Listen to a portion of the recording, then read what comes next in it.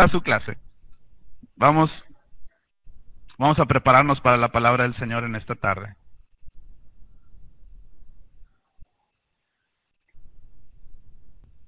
Hoy es la última plática de la serie del libro de Santiago. Hagan conmigo. Es el último. No me insistan, no hay más. Vamos a empezar la semana que viene también una de las cartas que a mi ver es una de las cartas más bonitas de la Biblia, y esa carta es la carta de Pablo a Filipenses. Así es que voy a tratar, a reserva de que Dios diga otra cosa, de que los miércoles estemos haciendo lo tipo estudio bíblico. Así es que si tú quieres traerte tus notas, si quieres hacerte de puntos y todo ese asunto, tráetelo. Por lo pronto, hoy vamos a terminar esta serie que yo llamé Una fe para vivirla, y habla acerca del libro de Santiago.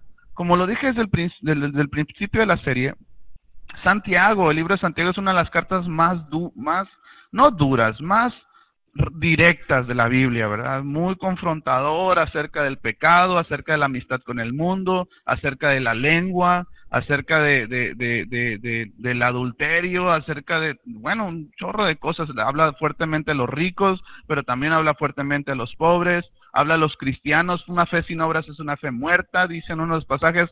Una fe que no está activa es una fe que no sirve para nada, dice. Entonces es fuerte el libro de Santiago, pero al mismo tiempo a veces como cristianos necesitamos ciertas veces unas jaladas de orejas, ¿no? Unas sacudidas por parte de la palabra de Dios, y que nosotros podamos darnos cuenta que en ocasiones nuestra vida está estancada, no porque el poder de Dios no sirva o porque Dios no puede, más bien porque nosotros con nuestras actitudes tenemos frenado ese poder. Es increíble que el poder de Dios, que creó el cielo y la tierra y que ha hecho todo lo que existe y todo el asunto, es increíble que en ocasiones ese poder no lo aprovechemos para cambiar nuestra vida, ¿verdad? Un poder impresionante, el poder que abrió todo un mar, el poder que la palabra de Dios enseña que descendió fuego del cielo, ese poder, ¿verdad?, de Dios. Es increíble que no sea suficiente para cambiar nuestro carácter, que no sea suficiente para restaurar nuestro matrimonio, nuestras vidas. Y no quiere decir que no sea suficiente, más bien lo que quiero decir es que nosotros no aprovechamos ese poder. A veces por nuestra necedad, ¿por qué no decirlo? A veces por nuestra orgullo, nuestra altivez, creer que no las sabemos de todas, o pensar que nos las comemos ardiendo. Y obviamente la Biblia dice, Dios da gracia al humilde, pero dice, Él resiste. Y esa palabra también se encuentra en Santiago, ¿eh? Él resiste al soberbio, Él resiste al orgullo. Eso quiere decir que le saca la vuelta, ¿no? Así que yo espero que estas pláticas que estuvimos dando, estas 11 pláticas que estuvimos dando acerca del libro de Santiago, hayan sido de bendición y hayan sido para que tu fe sea activada y que la puedas poner en práctica y que puedas disfrutar de los frutos de una vida de fe. Vamos a leer los últimos 7 capítulos del libro de Santiago, que se encuentran en el capítulo 5, del versículo 13 en adelante. Y ya como que Santiago está hablando, ya los últimos puntos que quiere tratar los está tratando de una manera muy rápida y sencilla, pero al mismo tiempo como Santiago es confrontadoras, ¿no? Así es que vamos a leer la porción bíblica y después vamos a estar orando. Vamos a leerlo. Se encuentra en Santiago capítulo 5.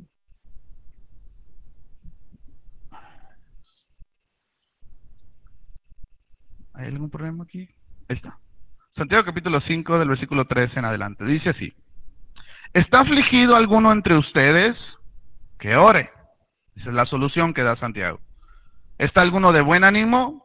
Que cante alabanzas. ¿Está enfermo alguno de ustedes? Haga llamar a los ancianos de la iglesia para que oren por él y lo unjan con aceite en el nombre del Señor. La oración de fe sanará al enfermo y el Señor lo levantará. Y si ha pecado, su pecado se le perdonará. Por eso, ¿muy bien? Por eso, confiésense unos a otros sus pecados y oren unos por otros para que sean sanados. La oración del justo es poderosa y eficaz. Elías era un hombre con debilidades como las nuestras. Con fervor oró que no lloviera y no llovió. Di conmigo, no llovió sobre la tierra durante 3 años y medio. Volvió a orar y el cielo dio su lluvia y la tierra produjo sus frutos. Hermanos míos, ¿vamos bien? Hermanos míos, es que siempre marco aquí donde cambio el slide, pero ahora se me pasó. Dice, hermanos míos, si alguno de ustedes se extravía de la verdad y otro lo hace volver a ella, recuerden que quien hace volver a un pecador de su extravío, lo salvará de la muerte y cubrirá muchísimos pecados. Vamos a orar. Dios, te damos gracias porque tú eres bueno con nosotros. Hemos pasado un buen tiempo adorándote, exaltándote, declarándote lo que tú eres. Y nuestra oración en esta tarde, Señor, es que ese acceso que ahora tenemos a través de Jesucristo para tu presencia, en esta tarde la podamos aprovechar. Nuestra oración es que mientras estamos escudriñando tu palabra, no sea solamente información que se acumule en nuestra cabeza, sino que sea algo que impacte nuestra vida de tal manera que nos sacuda, Señor, y que pueda caer todo aquello que nos estorba. Saliendo de este lugar, poderla poner en práctica y poder experimentar una fe que se puede vivir, una fe, Señor, que es real, no una fe que solamente es para esperar en el futuro, sino una fe que se vive el presente, con la certeza, Señor, de que tú eres bueno. Te amamos, háblanos, Señor, una vez más, como siempre, solamente tú lo sabes hacer, en el nombre de Jesús. Amén. Santiago habla acerca de la oración. En general, el tema de lo que se está hablando aquí en estos últimos pasajes es acerca de la oración. Y la verdad de las cosas es que si en algo los cristianos tenemos un talón de Aquiles es acerca de la oración. Nos cuesta trabajo la oración. Porque es muy fácil poder tener una conversación con alguien que tú estás hablando, es muy sencillo poder tener enfrente y poder hablar con una persona, pero se vuelve un poquito incómodo, se vuelve un poquito difícil poder hablar con alguien que no está enfrente de ti, aparentemente que no está, por lo menos como tú lo puedes ver. Y al parecer la oración se convierte en un monólogo, ¿verdad? En el que tú le estás hablando al Señor y en ocasiones tú sientes que no te responde de una manera audible o de una manera como tú quisieras hacerlo. Entonces se vuelve un punto difícil el asunto de la oración. Y la Biblia nos exhorta constantemente acerca de ella. Y hay algunos puntos que yo rescaté acerca de esta sección de la Biblia que yo quisiera que analizáramos juntos. Santiago confronta de una manera práctica y sencilla acerca de los puntos de por qué, razones por las cuales debemos de orar. Y también nosotros poderle pedir al Señor que nos dé la certeza de que cuando nosotros oramos, Él está escuchando. No es que estamos hablando al aire o que a ver qué se nos ocurre y a ver si Dios está de buenas para escucharnos. Dios siempre escucha nuestra oración. Hoy quiero hablar acerca, primero, de 3 puntos acerca de la oración. Número 1, acerca de la oración personal. Entendemos a través de la palabra de Dios que la oración personal es un punto importantísimo para el éxito de la vida del cristiano. Es la oración lo que va a mantenerte a través del día, a través de las semanas, a través de los años, flotando en tu relación con Dios. En el momento en el que nosotros perdemos esa comunión con Dios, estamos a la deriva. Es la oración la que nos mantiene, ¿verdad?, alertas de lo que Dios quiere hacer en nuestra vida. Es la oración la que nos sintoniza. Me gusta una palabra que una vez escuché de un pastor, es la oración la que nos calibra con Dios, ¿verdad?, y podemos ser sensibles a su voz. Hay una gran diferencia en cuando tú te levantes un día y no ores, a que tú empieces a experimentar que cada día que te levantes y lo primero que hagas antes de bajar tus pies de la cama sea orar al Señor. Cambia tu vida, cambia tu perspectiva, tu sensibilidad a Dios está activada porque empezaste el día como debiste, poniéndote a cuentas con Dios. Dios, ¿qué onda hoy? ¿Qué quieres que yo haga? No quiero caminar yo en mis propios pensamientos, tomar las decisiones que yo crea convenientes, quiero tomar las decisiones que tú quieres para mí. Y nos cuesta trabajo. Si porque llegamos tarde, pues porque estamos cansados. Si porque nos tenemos que levantar temprano, pues porque tenemos que llevar a los niños y se vuelve un punto difícil la oración. Sin embargo, en el libro de Tesalonicenses, uno de los pasajes más cortos de la Biblia, nos exhortan a una cuestión sencilla. Oren sin cesar. Oren sin parar. Y no quiere decir que tú tengas que estar como loquito todo el día, ¿verdad? Hablando durante la calle o durante el carro. No, quiere decir que tú estés en contacto todo el día, cada minuto de tu día, contacto con el Señor. Vas en el carro y tú puedes decirle, Señor, guíame el día de hoy. Guíanos en tu palabra, guíanos en las decisiones. Ayúdame hoy a ser un buen esposo para mi esposa. Ayúdame a ser el padre que mis hijos necesitan. Y tú estás en contacto constante con el Señor. La verdad de las cosas es que oramos muchas veces cuando ya metimos la pata. Es más fácil orar cuando ya nos equivocamos y decirle, Señor, ayúdame, sácame de esto una vez más, como siempre lo haces. Pero ¿qué tal que volteamos el asunto y oramos al Señor, que nos guíe antes de tomar las decisiones? Que nos guíe antes de hablar, ¿verdad? Pero a veces hablamos y después ya nos dimos cuenta de lo que dijimos y ahí andamos orando, Señor, perdóname, ayúdame, ¿verdad? A restaurar este asunto que ya la regué. Dios lo hace por su fidelidad. Pero nos vamos a evitar muchos sinsabores cuando nosotros empecemos a orar previo a actuar mal. Gracias a Dios por su fidelidad, ¿verdad? Porque Él es fiel y nos perdona y nos ayuda en los momentos de dificultad. Pero, ¿quién te va a quitar el trago amargo que viviste? Así que yo te exhorto a que la oración sea un punto que tú vivas constantemente, que sea algo que tú puedas experimentar todos los días y obviamente orar sin cesar, ¿verdad? Acerca de la oración personal, Santiago en el versículo 13 dice así: ¿está afligido alguno entre ustedes? Bien sencilla la respuesta. Mi pregunta es, ¿cuántos de nosotros hemos estado afligidos? Levanten su mano todos los que han estado en algún momento difícil. Ok, la Biblia dice, ¿hay alguno afligido? Ore al Señor. Y luego dice la otra parte, el balance. La semana pasada hablamos del balance, ¿verdad? ¿Está alguno de buen ánimo o alegre? Pues cante alabanzas. Versículo 14 dice, ¿está enfermo alguno de ustedes? Haga llamar a los ancianos de la iglesia para que oren por él y lo unjan con aceite en el nombre del Señor. Y luego dice, la oración de fe sanará al enfermo y el Señor lo levantará. Y si ha pecado, su pecado se le perdonará. Este pasaje por lo menos habla de 3 circunstancias en las que nosotros debemos orar. Número 1, sencillamente habla acerca de en el tiempo de la aflicción. Es fácil de alguna forma orar en el tiempo de la aflicción al Señor, porque estamos acostumbrados a pedirle.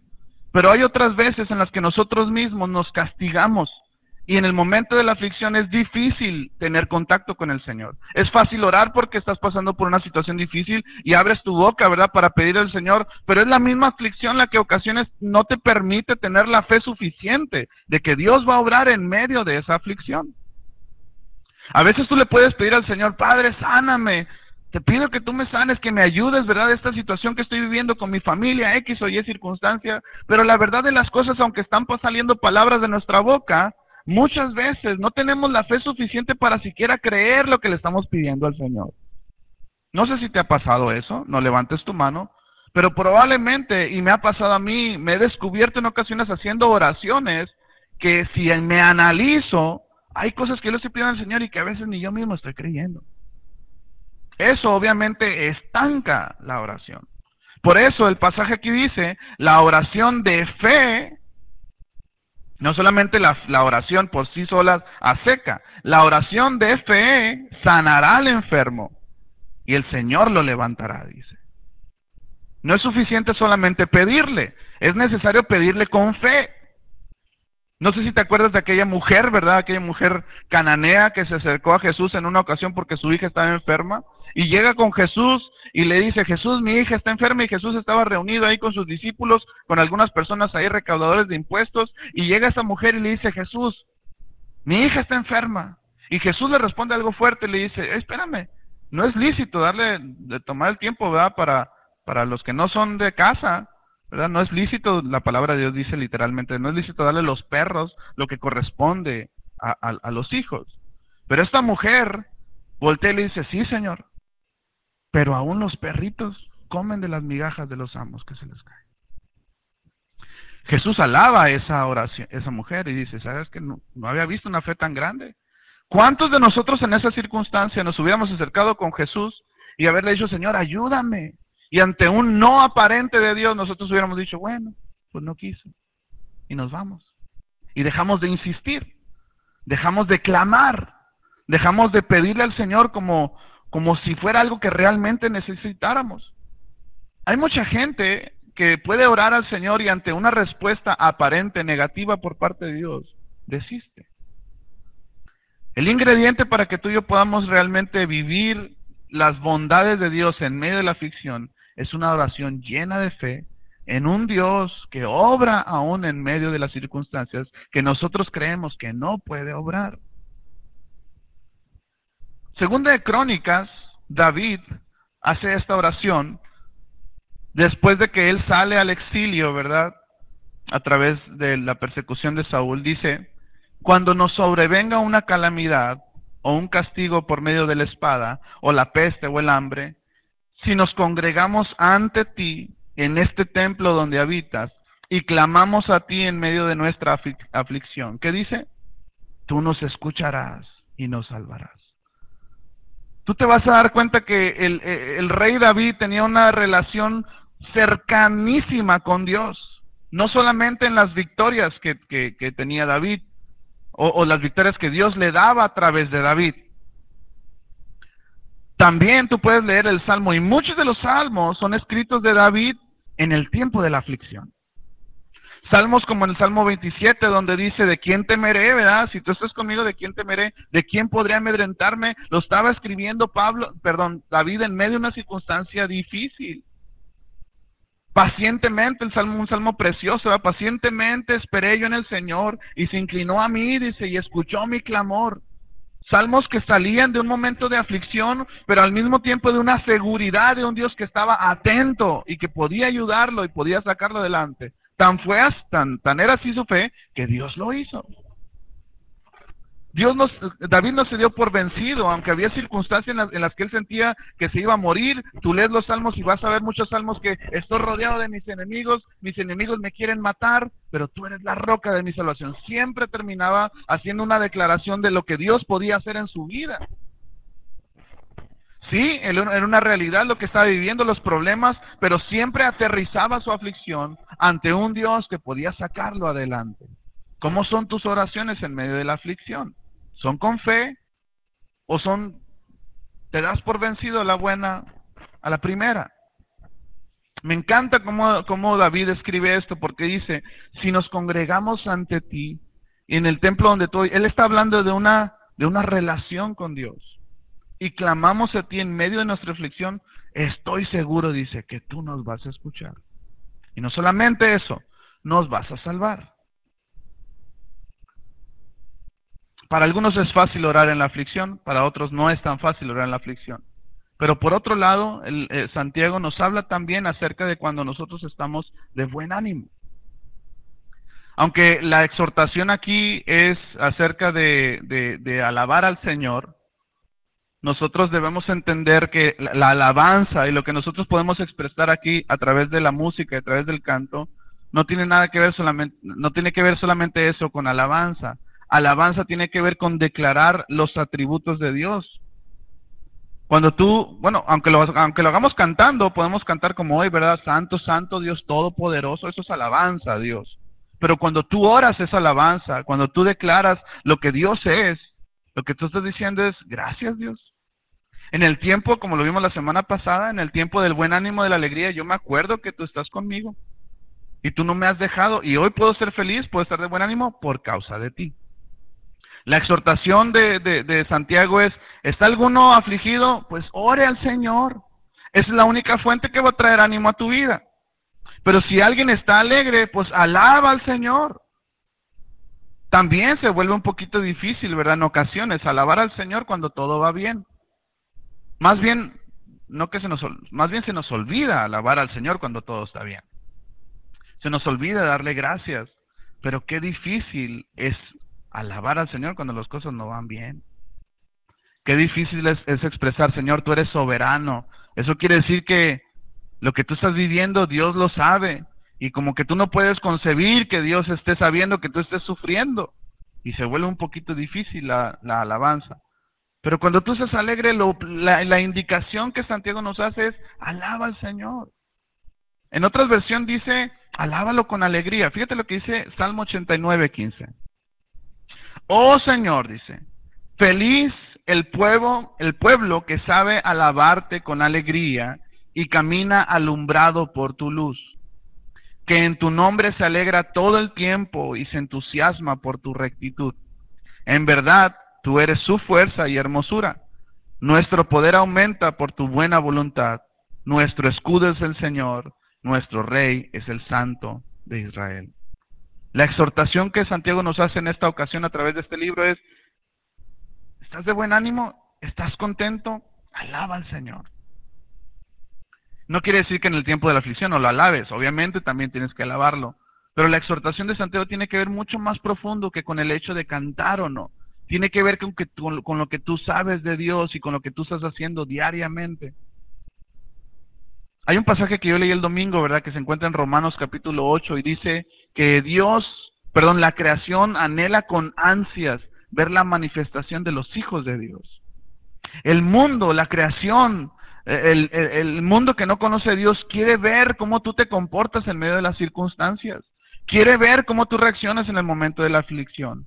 Una persona que no es creyente o no cree en el Señor quiere ver cuál es la diferencia de tener a Cristo en nuestro corazón. Y la única manera en la que tú y yo vamos a identificar a una persona que tiene a Cristo en su corazón es en medio de las circunstancias de la vida. Es en medio de las circunstancias.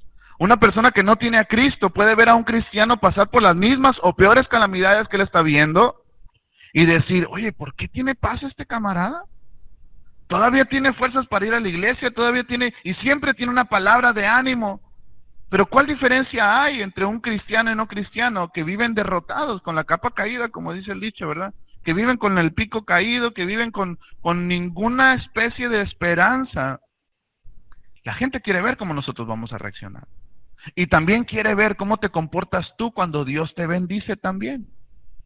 No solamente cómo te comportas en el momento de la aflicción, también quiere ver qué tan agradecido eres tú con Dios. A mí me impresiona, ¿verdad? No es el tema que yo quiero hablar el día de hoy, pero a mí me impresiona la devoción que tienen, por ejemplo, las personas que son del Islam, por ejemplo. La devoción que tienen a su Dios es increíble. Tú puedes verlos y puedes decir, ¡ah, qué fanáticos! Pero tienen una devoción a Dios, a su Dios increíble, man. No les importa nada ni nadie, ellos donde estén en el mundo, ¿verdad? Y les llega la hora de orar, ¿qué hacen? Con permiso, sacan su tapetito y donde estén, en el aeropuerto, en el restaurante, en casa de quien sea, es mi tiempo de oración. Nunca hay un argumento para decir, no hay chance de orar, pues ¿dónde? Donde les agarra la hora, sacan su tapetito, ¿verdad? Y oran a su Dios. Mi pregunta es, ¿qué argumento tenemos nosotros? No importa, no digo que el Rishi está diciendo que, no estoy diciendo que esté bien lo que ellos hacen. Lo que estoy diciendo es que ellos han entendido algo que nosotros no hemos entendido en cuanto a nuestro Dios. Ellos han entendido algo que tiene que ver con una dependencia total a su religión, a sus puntos de vista, pero algo tenemos que aprender nosotros de eso. Algo tenemos que aprender a darle la prioridad que requiere tener a un Dios como el que tenemos. ¿Estás de acuerdo conmigo o no? ¿Sí? Bueno, la tercera razón por la que Santiago dice que tenemos que orar es en el momento de la enfermedad. Ahora, ¿quiero ser claro en este punto? Porque la indicación que Santiago hace acerca de las personas que están enfermas es la siguiente. Dice así, en el versículo 14. ¿Está enfermo alguno de ustedes? Haga llamar a los ancianos de la iglesia para que oren por él y lo unjan con aceite en el nombre de Jesús. Sucede en ocasiones que nosotros hacemos declaraciones, perdónenme la expresión, pero a veces tan absurdas en cuanto a Dios. Y espero que no haya sido, aquí yo sé que no sucede, pero hay personas que dicen, es que no le pido al Señor porque está tan ocupado. ¿Has escuchado gente que dice eso? Y yo digo, pues ¿qué clase de Dios crees que tienes? Es que ¿cómo voy a orar si Él tantas ocupaciones que tiene? Eso quiere decir que no hemos entendido qué Dios tenemos. ¿Cómo voy a molestar a Dios? Híjole, yo cuando oigo esas cosas digo, ¿cuánto nos falta conocer a nuestro Dios? Nuestro Dios no está limitado a una agenda como nosotros. Nuestro Dios no está limitado al tiempo o al espacio como nosotros. No quiere decir que está atendiendo a una persona sanándole y de repente le suena el teléfono y dice, ahorita no porque estoy sanando a esta. No, o sea, él es omnipresente, Él es omnipotente, Él es omnisciente. Él quiere decir que a Él no lo limita nada. Y cuando tú le pides a Dios, nunca va a estar ocupado. No es una línea telefónica que te ponen llamada de espera o te pone un mailbox para que tú puedas dejar un mensaje. Cada momento que tú ores, Él te va a escuchar. Dios nunca está ocupado. Su única ocupación es ver y suplir tu necesidad. Por eso la palabra de Dios dice, oren sin cesar. Oren en todo tiempo. ¿Por qué? Porque Dios te escucha todo el tiempo. No es que tú eres el tiempo a ver cuándo lo cachas. No, Él está atento siempre.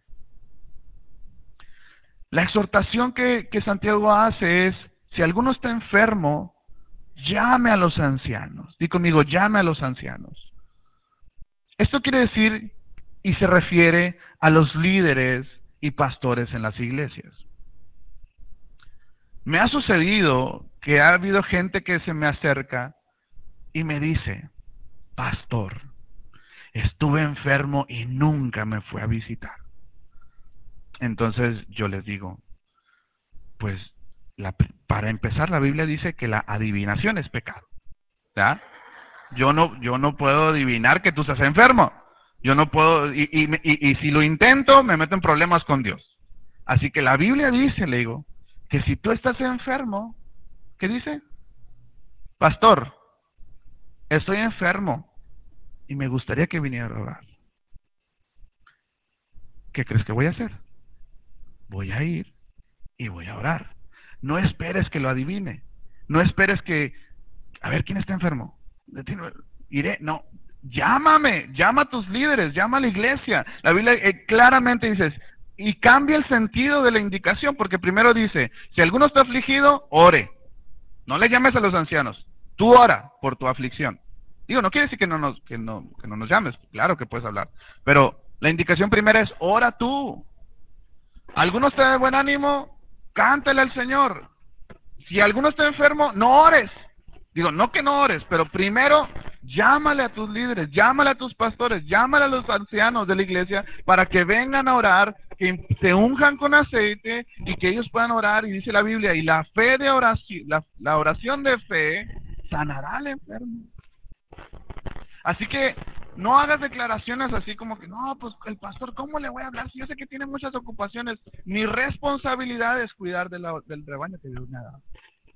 Si tú no me hablas para que yo vaya a orar por ti, no puedo, no lo voy a adivinar, no lo voy a poder hacer. Y a lo mejor si me entero, no lo voy a hacer probablemente porque a lo mejor para algunos es incómodo ir, ¿verdad? Por ejemplo, ¿verdad?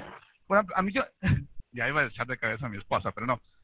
Yo, por ejemplo, cuando estuve enfermo, una vez me puse bien mal en Ensenada, me operaron y se me infectó y traía un desastre de mal que me sentí. La verdad, yo no me sentía cómodo que me fueran a visitar. Y la gente a veces llegaba, ¿verdad? Y en buena onda, yo sé que lo iban para ver cómo estaba, pero pues yo estaba todo me operaron de las 4 muelas del juicio. No, hombre, pobre que de mí, ¿verdad? Parecía que me había agarrado el Márquez, ¿verdad? Estaba todo moreteado, todo porque me tuvieron que quebrar hueso y bueno, ya se imaginarán cómo estuvo el asunto, ¿no? Yo no quería que me visitaran. Yo quería que tuvieran la imagen de mí guapo como estaba antes. Y el asunto es que no quería que me visitaran, y cuando llegaba alguien yo me sentía incómoda y me ponía un paliacate para que no me vieran todo lo que estaba, y yo sé que a veces cuando tú estás enfermo, ¿verdad? No quieres que te visiten y eso es entendible.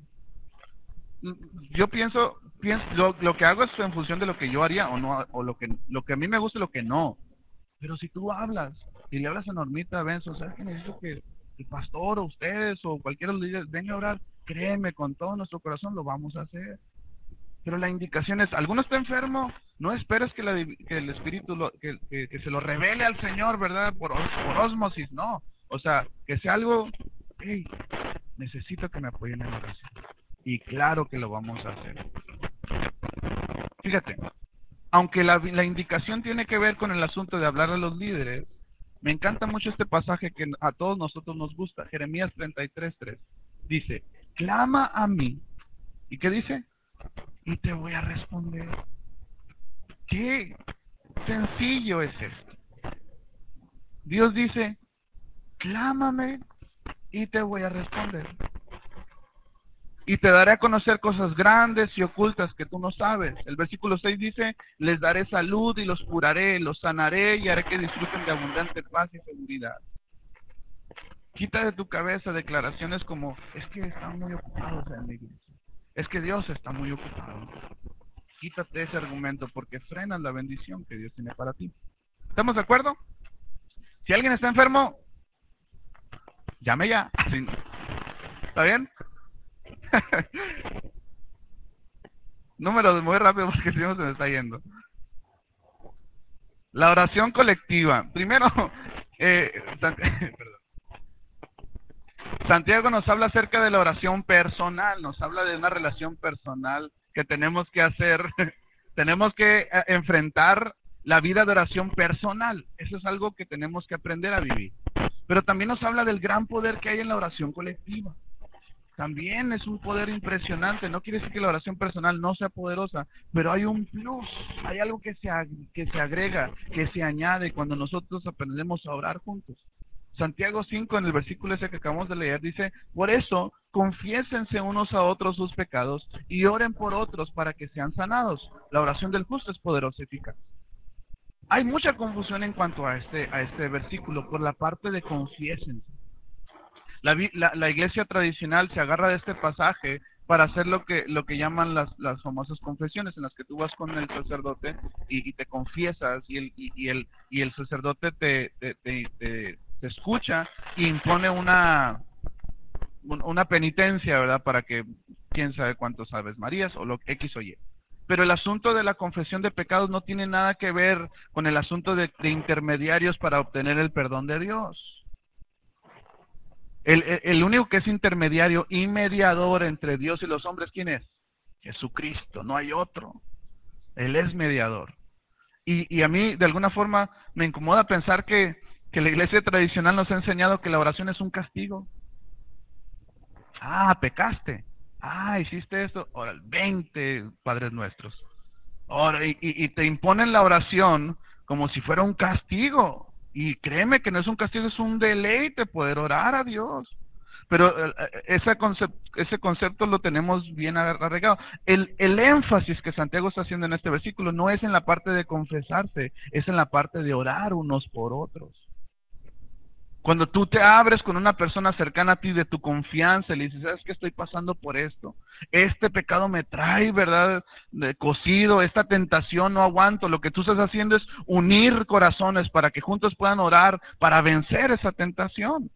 No es que el confesarte con tu amigo te encuentre perdón con Dios, no es así. La confesión de un pecado con alguien de tu confianza te libera para empezar y la otra persona se compromete contigo a orar.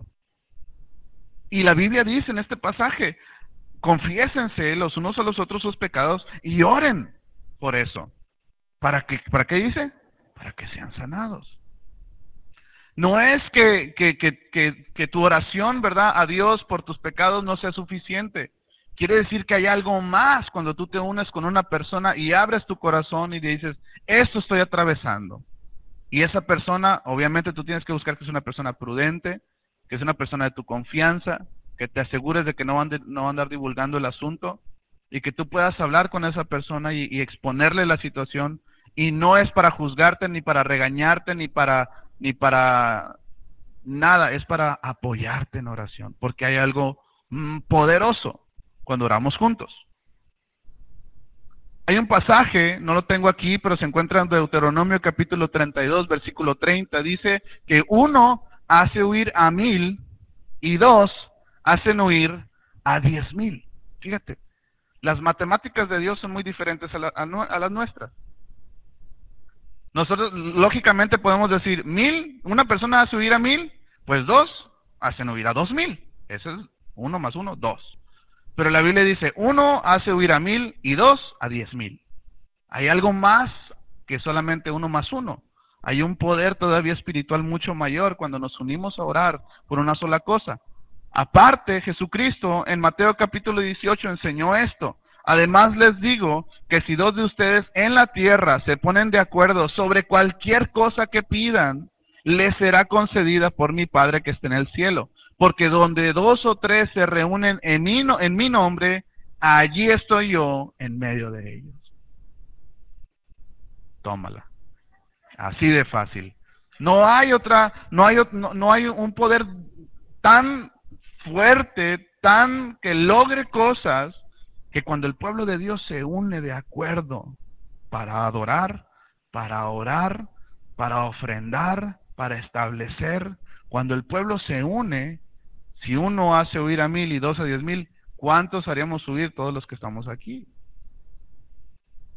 Cuando tú abres tu corazón para confesar tus debilidades, dice la palabra de Dios que en nuestra debilidad Él se hace fuerte. Y cuando abres eso, ¿verdad?, ante una persona que es de tu confianza y oran juntos, hay un poder mucho mayor. Así que yo te exhorto a que busques a alguien de tu confianza, alguien con quien tú te puedas abrir de la congregación.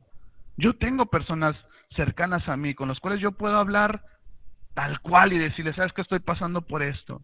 Y yo sé que esas personas, aunque saben que yo soy pastor y que puedo tener responsabilidades, ellos siempre me están cubriendo en oración. Nosotros necesitamos gente así, gente que nos ame y que pueda estar al pie del cañón junto con nosotros. No podemos osar pensar que esta batalla tenemos que pelearla solos. Y por último, Santiago nos da un ejemplo que a mí me parece muy atinado acerca de un hombre de oración. Este hombre es Elías. Santiago capítulo 5, versículo 17 al 18 dice así: Elías, después de haber hablado de la oración y del poder que hay en la unión de oración, Santiago termina diciendo esto: Elías era un hombre con debilidades como las nuestras. Con fervor oró que no lloviera, y no llovió sobre la tierra durante 3 años y medio. Volvió a orar, y el cielo dio su lluvia, y la tierra produjo sus frutos. Me encanta cómo empieza este pasaje, porque pone un parámetro acerca de la persona que puede orar. Lo primero que dice es, Elías era un hombre sujeto a debilidades, ¿cómo dice? Como las nuestras. Aunque nosotros podemos leer la historia de Elías y ver que fue un hombre impresionante, que Dios lo utilizó para hacer cosas inimaginables, lo primero que Santiago establece es, Elías no era diferente que nosotros. Elías no tenía absolutamente nada de más ni nada de menos que tú y yo. Elías estaba sujeto a las mismas debilidades que tú y yo. Sin embargo, oró con fervor y Dios lo respaldó. Muchos de nosotros, estoy seguro, que nos limitamos en la oración porque nosotros mismos nos conocemos. Y muchas veces, no digo que sea el caso de todos, pero muchas veces nos limitamos a orar porque nosotros mismos sabemos cuáles son nuestras debilidades. Y decimos, ¿cómo voy a orar si me acaba de salir esta palabrota, verdad, en la tarde? ¿Cómo voy a orar si le acabo de pegar unas cachetadas a mi esposa? Yo sé que aquí no pasa eso.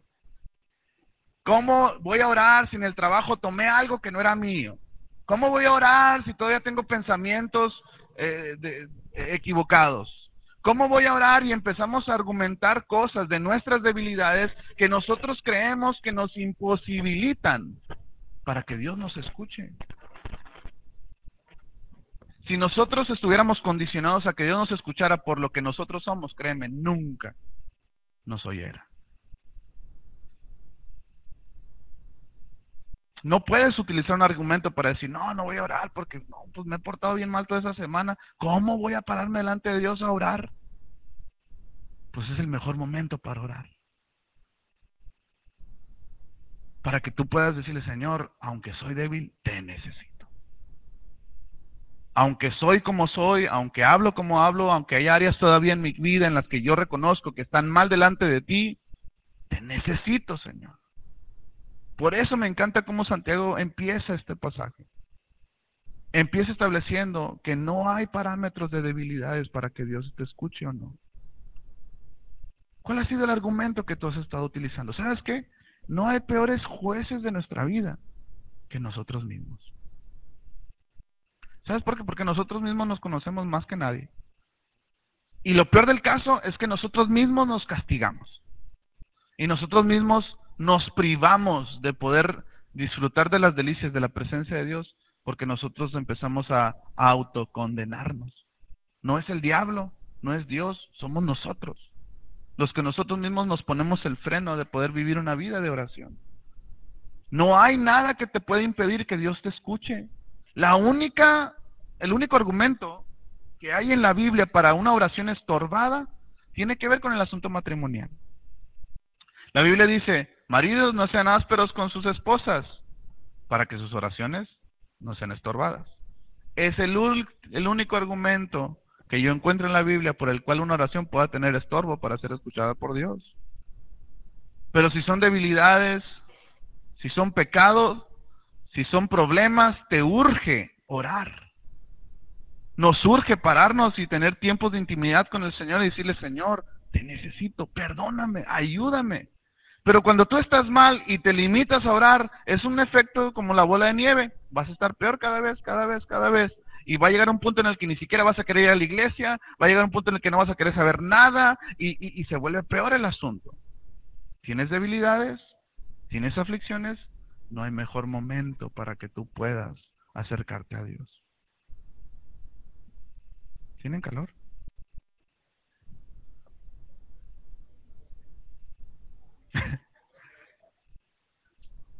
No voy a decir nada.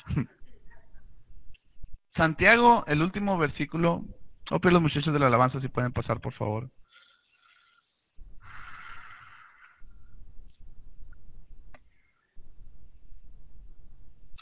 Dice así: hermanos míos, si alguno de ustedes se extravía de la verdad y otro lo hace volver a ella, recuerden que quien hace volver a un pecador de su extravío lo salvará de la muerte y cubrirá muchísimos pecados. Una vida de oración, iglesia, después de que tú experimentas una vida de victoria y una vida de sensación de saber que Dios está contigo, lo mejor que a ti te puede suceder es compartir esa relación con Dios. No puedes vivir con una medicina, con un argumento que te ha traído paz a ti y no poder compartir esa verdad. Hemos estado hablando durante hace algunos meses, hace un mes, acerca de la importancia de compartir nuestra fe. Pero tú no vas a compartir algo que no has vivido. Tú no puedes compartir algo que no tienes. Por eso la Biblia nos exhorta primeramente en la vida personal de oración. ¿Cuántos de nosotros batallamos en la oración? Por lo menos, no digo que no oremos, pero ¿cuántos podemos reconocer en esta tarde que nos cuesta trabajo ser constantes en una vida de oración? Por tiempo hemos tenido las oraciones de intercesión aquí en la congregación, los días primeros lunes del mes, y es poca la gente que viene a la oración. No digo que porque no quieran orar, sé que hay muchas responsabilidades, pero yo quisiera ver una iglesia levantarse en oración personal y colectiva. Poder encontrar en la iglesia un recurso para poder encontrar a alguien que nos apoye en el momento de la debilidad. Encontrar en la iglesia los recursos necesarios para que tú puedas vivir una vida de intimidad con el Señor. No estamos siendo demasiado valientes para levantarnos un día y caminar por ese día sin haber cruzado una sola palabra con el Señor. Es un riesgo enorme eso, porque estás a la deriva, de tus decisiones, estamos a la deriva de nuestras emociones, estamos a la deriva de lo que la demás gente piensa. Pero cuando tú inicias tu día conectado con el Señor, lo único que te guía es no lo que la gente piensa, no lo que tú piensas, lo que Dios piensa de ti, lo que Dios dice de ti. Si hay algún argumento como el que comenté, ¿verdad?, acerca de ¿cómo voy a orar si Dios me conoce, verdad? Dios no le hace el fushi a nadie. Dios te conoce de pies a cabeza. Y aún como te conoce, aún como nos conoce, dio su vida por nosotros. Ahora yo te pregunto, si conociéndonos dio su vida por nosotros, ¿tú crees que no va a escuchar nuestras oraciones?